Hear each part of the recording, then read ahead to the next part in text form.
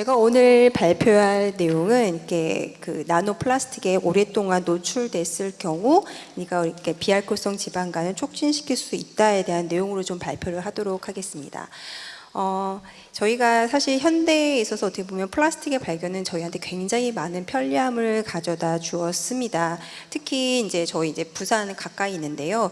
이 한국에 보면은 이제 그 한국 연안에 나노, 그러니까 미세 플라스틱 쌓인 농도인데 지금 이제 1900년도에서 이게 잘 안 보이네요. 1990년도에서 지금 현대에 보면은 굉장히 급격히 증가하고 있다는 것을 알 수가 있습니다. 이게 그만큼 저희 해안에 쌓여 있다는 얘기는 저희가 바다에서 나는 걸 먹을 때 저희 몸에 쌓일 수가 있는 거고, 지금 바로 테이블 앞에 놓여 있는 이제 그 생수 물통에도 그 플라스틱을 저희가 섭취를 하게 됩니다. 그래서 저희가 이렇게 섭취를 하게 되면은 이제 저희 몸속으로 들어와서 뇌, 폐, 그다음에 간, 이제 인테스틴에 주로 쌓이게 되는데요. 저는 오늘 그 중에서도 이제 간에 쌓이는 미세 플라스틱에 바로 그러니까 나노 플라스틱 MP에 대해서 얘기를 하고자 합니다.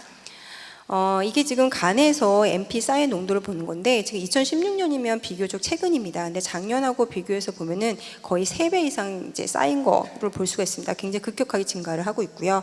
근데 이러한 이제 우리가 플라스틱의 사용도 현대인의 어떻게 보면 이제 하나의 특징이라 말할 수 있는 것처럼 현대인의 또 다른 특징은 바로 이제 그 패스트푸드라고 할 수 있는 거고, 이 패스트푸드의 특징은 우리가 하이핏 다이어트라고 많이 얘기를 하게 됩니다. 그래서 이런 미세 플라스틱의 증가하고 그 다음에 이제 하이핏 다이어트 증가를 보면은 여기 이제 이 그림에 있는 것처럼 바로 전형적인 현대인 모습입니다. 여기 보면 플라스틱 통에 드는 이제 음료수 칼로리 굉장히 높고 그다음에 칼로리 하이핏 다이어트를 먹게 되면서 이렇게 뚱뚱해지고 거기다가 이제 미세 플라스틱 MP에 노출되면서 흔히 말할 수 있는 이제 간에 아무래도 영향을 많이 받을 수 있을 거다라고 누구나 아마도 쉽게 예상할 수 있을 거라고 생각을 합니다. 그래서 실제로 이런 이제 이 비알코올성 지방간의 이제 발병률을 보게 되면 전 세계적으로도 굉장히 높고요. 특히 한국에서도 보면은 이제 최근에 굉장히 급격하게 증가하고 있다는 걸 알 수가 있습니다. 그래서 이제 그 MP에 대해서 잠깐 얘기를 하기 전에 제가 비알코올성 지방간에 대해서 잠시 간단히 설명을 드리도록 하겠습니다. 옛날에는 비알코올성 지방간이었고요. 지금은 이제 대사이산 지방간으로 명칭이 바뀌게 됩니다. 이 맛술들은 이제 마일드한 디지즈는 이제 스테아토시스, 바로 지방간이라고 얘기를 할 수가 있고요. 그 다음에 여기서 좀 더 진행된 형태인 만성질환인 메쉬, 그 다음에 간경화, 간암까지 모두 포함한 질환입니다. 우리가 보통 신경을 쓰는 거는 바로 이제 이런 메쉬, 크로닉 디지즈인 메쉬고요. 그렇다면 이런 마일드 디지즈와 메쉬와의 차이를 간단히 설명해 보면 바로 이제 간의 대부분을 차지하고 있는 간세포의 사멸 정도라고 볼 수가 있겠습니다. 보통 우리가 이제 마일드한 디지즈의 경우에는 이렇게 지금 하얗게 보이는 것이 바로 이제 지방인데요. 이렇게 간세포가 이런 리포톡시트에서 죽어가는 것보다는 그래도 좀 더 정상적인 간세포에 의한 프로리퍼레이션 레이트가 훨씬 높다고 볼 수가 있습니다. 하지만 만성질환의 경우에는 이제 죽어가는 간세포수가 훨씬 많게 되고, 근데 이제 간의 기능을 대부분 수행하는 것은 간세포이기 때문에 간세포가 죽는다는 걸고는 결국 이제 간 기능이 소실이 됨으로써 생명의 소실이 있게 됩니다. 그렇다면 이런 메쉬 치료제는 뭐가 있을까? 예, 최근에 계속 좀 나오고 있습니다. 이제 한 2년 전쯤에 레지티프라가 나왔는데 사실 플라시보하고 효과가 없다고 나왔고요. 올해 승인받은 거는 이제 어드밴스드 파이브로시스하고는 좀 더 치료 효과가 있다라고 나오고 있지만 비교적 이제 최근에 나오기 시작했던 점에서 이런 마슬드에 대한 치료제는 역시 필요하다라고 볼 수가 있습니다.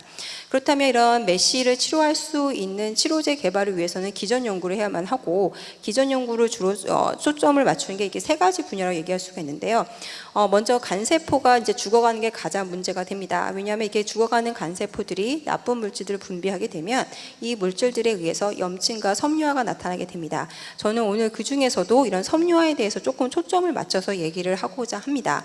섬유화는 이제 여기 나와 있는 것처럼 간에 있는 별 모양의 세포다. 그래서 헤파틱 스텔레이트 셀이라고 하는 애가 이제 문제인데요. 이게 건강한 간에서는 이렇게 콰이어센트한 상태로 있게 되지만 손상을 받게 되면은 이런 이제 활성화된 상태로 바뀌게 되고, 얘네들이 섬유질 물질을 분비를 함으로써 이제 간 섬유화를 유발을 하기 때문에 이 세포의 활성 조절에 대한 연구가 굉장히 많이 수행되고 있고, 대가들도 굉장히 많이 하고 있고, 저 같은 소상공인도 열심히 하고는 있습니다. 하지만 아직까지도 이런 간 섬유화에 대한 치료제는 없는 상황입니다.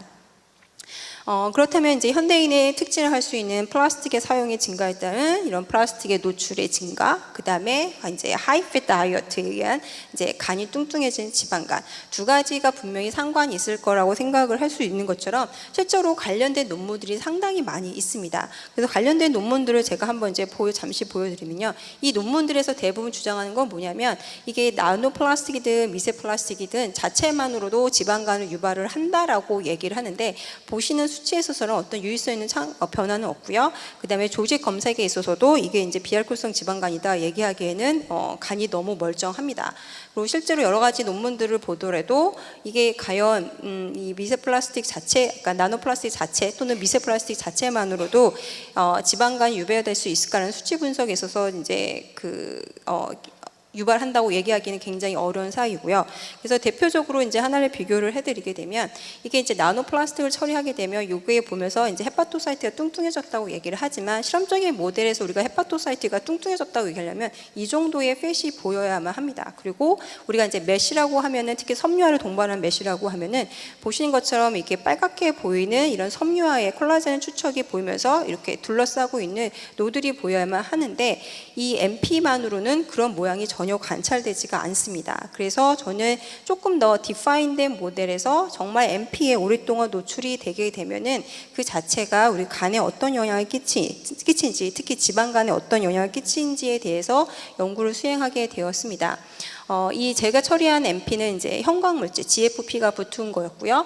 그래서 그거를 테스트하기 전에 먼저 이게 간세포에서 지질대사가 일어나기 때문에 지질대사에 대한 MP의 농도를 확인하기 위해서 먼저 MP의 영향을 보기 위해서 먼저 이제 헤파토사이트 셀 라인, 그러니까 마우스에서 유래된 그 AM12라고 해서 마우스 헤파토사이트 셀 라인에다가 한번 처리를 해봤습니다. 그랬더니 50이나 100 둘 다 이렇게 리피드가 쌓이고 있고 간세포에 손상을 준다는 것을 확인하고 나서 이번에는 이제 저희가 마우스 프라이머리 셀을 뽑아갖고 실험을 해봤더니 확실히 셀 라인에 비해서는 효과는 좀 더 뚜렷하게 나타나게 됩니다. 그리고 50만 처리해도 벌써 셀 바이어빌티는 떨어지고 그 다음에 액티브 캐스페르3 레벨도 증가하고 그 다음에 활성산소 레벨도 증가하는 걸 확인할 수가 있었고요. ROS나 MD 같은 경우에는 이제 활성산소 레벨을 측정하는 마커라고 볼 수가 있습니다. 근데 저희가 보고 싶었던 건 사실 이게 그 MP가 지방간을 촉진을 하냐 간에 어떤 영향을 주냐를 보기 위한 거기 때문에 이 MP에다가 저희가 추가적으로 하나를 더 주게 됩니다. 바로 이제 팔미틱 에시드라고 리포톡시트를 줄 수 있는 거고요. 그래서 이렇게 PA만 주게 되더라도 이렇게 간에 이렇게 그 지방이 쌓인 걸 볼 수 있는데 PA에다가 추가적으로 MP를 주게 되면 훨씬 더 많이 쌓이게 되고 간세포 손상도 훨씬 많아진다는 것을 확인할 수가 있었습니다. 그래서 인비트로에서 이 결과를 확인하고 나서 저희가 이제 인비보 동물 모델을 제작을 하기로 했습니다. 저희가 썼던 모델은 이제 CDA 하이패트 다이어트라고 콜린 디피시언트 L 알라닌 하이패트 다이어트입니다. 요거는 보통 6주, 12주, 36주, 62주까지 주는 모델이고요. 6주를 주게 되면은 이제 마일드 디지즈인 이제 스테아토시스가 생기고 12주가 되게 되면은 섬유화를 동반한 메쉬가 생깁니다. 그리고 36주가 되면 노들이 생기고 62주가 되면 헤파토셀룰라 칼시노마가 생깁니다. 그래서 사람의 모델을 이제 병변 진행하는 걸 그대로 따라하기 때문에 좋은 모델이기도 하고 그 다음에 12주 만에 이제 섬유화가 동반된다는 점에서 괜찮은 모델이긴 한데 단점이 있습니다. 살이 빠집니다. 그래서 저희가 이제 무게를 측정해 보면은 이 다이어트를 주게 되면 이렇게 살이 빠진 걸 볼 수가 있습니다. 그리고 그전 논문에서 보면은 이제 그 바디 웨이트당 그다음에 MP의 농도가 정확하게 맞춰지지 않아서 저희가 그걸 다 측정을 했습니다. 그래서 바디 웨이트를 보게 되면 이 다이어트를 주게 되면 차후 다이어트에 비해서 확실히 몸무게가 감소를 합니다. 하지만 물의 섭취량은 같기 때문에 저희가 이제 바디 웨이트당 MP의 농도를 정확하게 주기 위해서 MP의 몸무게가 적으니까 MP의 농도를 좀 적게 줌으로써 결과적으로는 차우나 CD 하이패트 다이어트 그룹이나 MP를 섭취한 거, 익스포저 되는 농도를 이렇게 같게 맞췄습니다. 그래서 저희가 이제 죽이기 전에, 그러니까 세크리파이 하기 전에 저희가 인비보 이미지를 찍어봤는데요.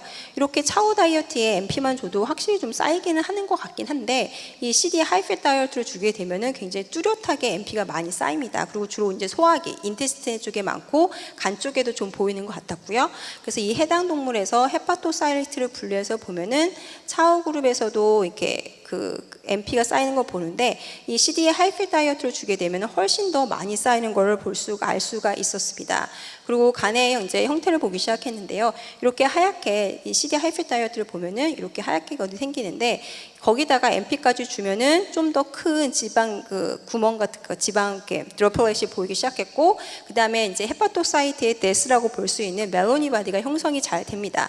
하지만 차오 다이어트에 MP만 줬을 경우는 생성되지 않습니다. 그리고 간 손상 이런 지방의 증가처럼 헤파틱 TG의 레벨도 이 CD 하이필 다이어트 MP를 주게 되면 더 많이 생긴다라는 것을 확인할 수가 있었습니다. 그리고 나서 이제 간 손상 정도를 지금부터 비교를 하기 시작을 했는데요.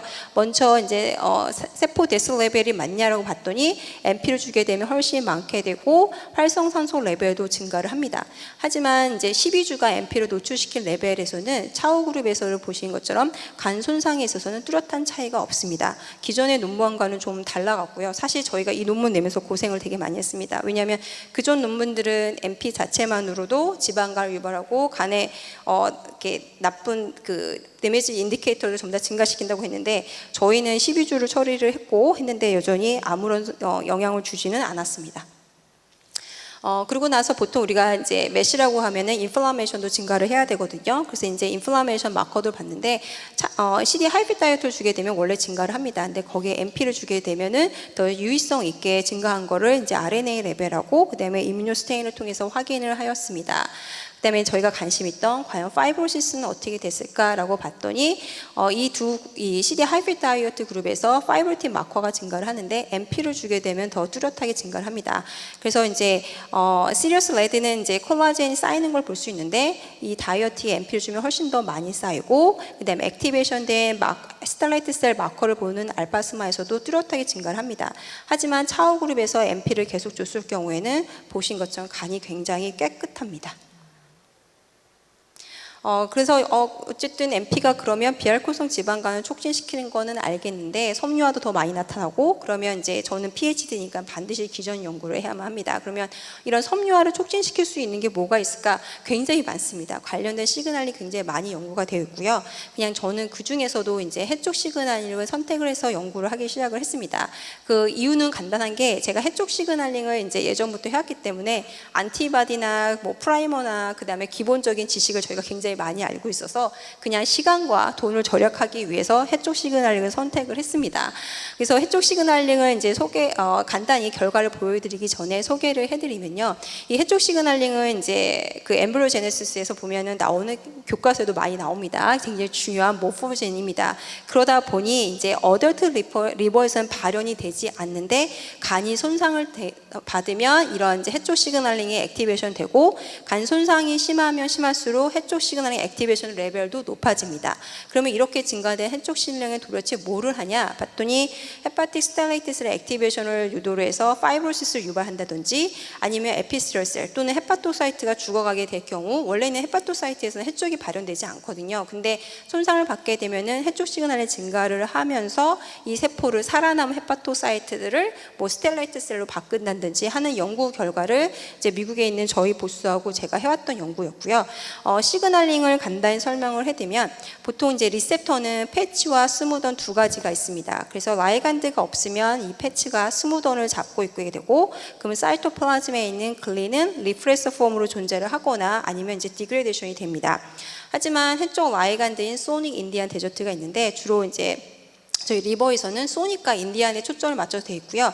이유는 데저트 안티바디가 별로 좋지가 않습니다. 그러다 보니 소닉과 인디안에 초점을 맞춰서 되어 있지 이 데저트 인디안이 해쪽이 관련이 없다는 건 아닙니다.